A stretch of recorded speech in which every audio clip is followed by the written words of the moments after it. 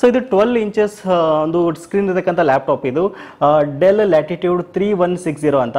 So ಇದು complete ಆಗಿ touch screen ಇರತಕ್ಕಂಥ ಲ್ಯಾಪ್ಟಾಪ್ ಇದು. ಸೊ ಈ ಬಜೆಟ್ನ ಒಂದು ಕಾಸ್ಟ್ ನಿಮಗೆ ನಾನು ಕೊನೆಯಲ್ಲಿ ಹೇಳ್ತೀನಿ. ಮೊದಲು ಇದರ ಕಾನ್ಫಿಗರೇಷನ್ ನೋಡ್ತಾ ಬರೋಣ. ನೋಡ್ತಾ ಇದ್ರೆ ಇದು ಲ್ಯಾಪ್ಟಾಪ್ ನೋಡೋಕ್ಕೆ ಒಂಥರ ಬ್ರ್ಯಾಂಡ್ ನ್ಯೂ ಕಂಡೀಷನ್ ನಿಮಗೆ ಇದು ಸಿಗುತ್ತೆ. ನೋಡಿದ ತಕ್ಷಣ ಇದು ಸೆಕೆಂಡ್ ಹ್ಯಾಂಡ್ ಲ್ಯಾಪ್ಟಾಪ್ ಅಂತ ಖಂಡಿತವಾಗ್ಲೂ ಅನ್ಸೋದಿಲ್ಲ. ಸೊ ನಮ್ಮಲ್ಲಿ ಇರ್ತಕ್ಕಂಥ ಎಲ್ಲ ಒಂದು ಸ್ಟಾಕ್ ಮತ್ತು ಯೂನಿಟ್ಸ್ ಏನಿದೆಲ್ಲ ಇದೇ ಒಂದು ಕ್ವಾಲಿಟಿಲಿ ಇರುತ್ತೆ ಅಂತ ಹೇಳ್ಬೋದು. ನೀಡಿಸಾ ಪಬ್ಲಿಕ್ನ ಎಲ್ಲಾ ವೀಕ್ಷಕರಿಗೆ ನಮಸ್ಕಾರ. ಸ್ನೇಹಿತರೆ, ಇವತ್ತಿನ ಎಪಿಸೋಡ್ನಲ್ಲಿ ಸೆಕೆಂಡ್ ಹ್ಯಾಂಡ್ ಲ್ಯಾಪ್ಟಾಪ್ಗಳ ಬಗ್ಗೆ ನಿಮಗೆ ಮಾಹಿತಿನ ತಿಳಿಸ್ಕೊಡ್ತಾ ಇದ್ದೀನಿ. ಹೌದು, ನಮ್ಮ ದುತಿ ಇನ್ಫೋಟೆಕ್ನಲ್ಲಿ ಅವೈಲೇಬಲ್ ಇರತಕ್ಕಂಥ ಎಲ್ಲ ಲ್ಯಾಪ್ಟಾಪ್ಗಳ ಬಗ್ಗೆ, ಸಿಸ್ಟಮ್ ಬಗ್ಗೆ, ಡೆಸ್ಕ್ಟಾಪ್ಗಳ ಬಗ್ಗೆ ಇವತ್ತಿನ ಎಪಿಸೋಡ್ನಲ್ಲಿ ನೋಡ್ತಾ ಬರೋಣ.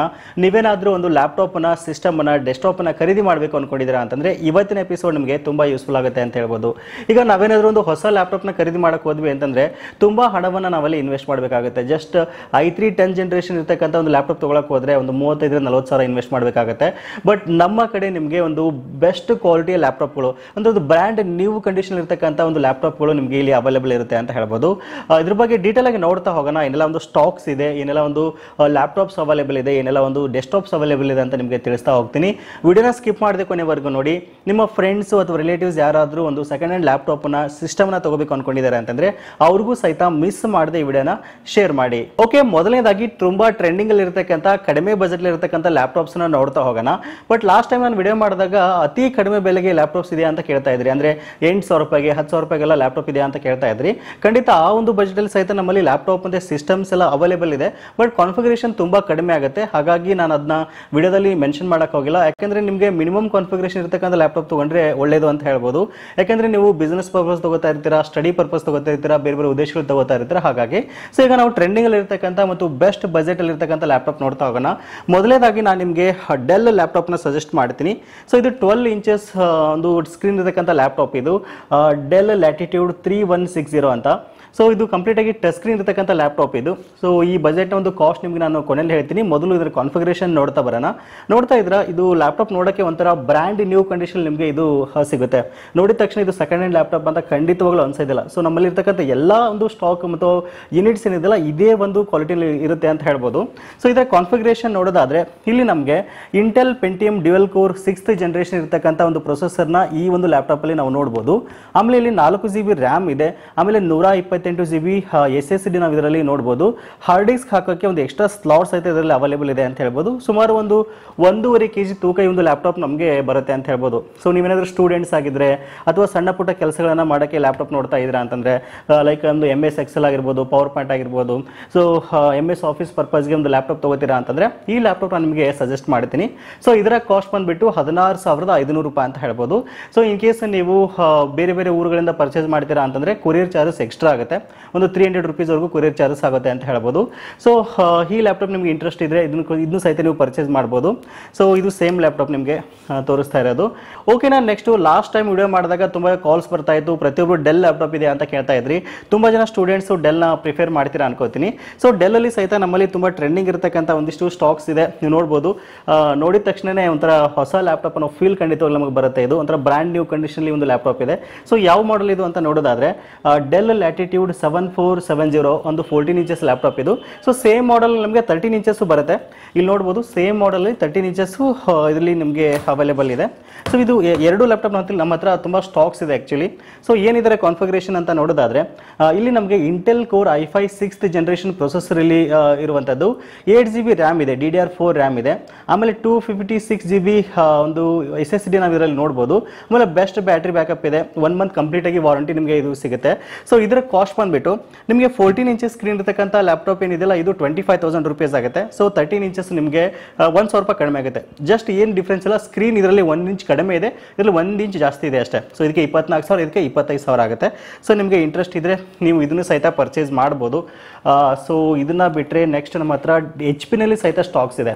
ಸೊ HP ನಲ್ಲಿ ಸಹಿತ ತುಂಬಾ ಜನ ಲಾಸ್ಟ್ ಟೈಮ್ ಕೇಳ್ತಾ ಇದ್ರಿ. ಲಾಸ್ಟ್ ಟೈಮ್ ಇಲೈಟ್ ಬುಕ್ ತುಂಬಾ ಒಂದು ಹಾಟ್ ಸೆಲ್ಲಿಂಗ್ ಪ್ರಾಡಕ್ಟ್ ಅಂತ ಹೇಳ್ಬೋದು. ತುಂಬಾ ಜನ ಇಲೈಟ್ ಸೀರೀಸ್ ಅಲ್ಲಿ G3 ಮಾಡೆಲ್ಸ್ ನ ತಗೊಂಡ್ರಿ ಅಂತ ಹೇಳ್ಬೋದು.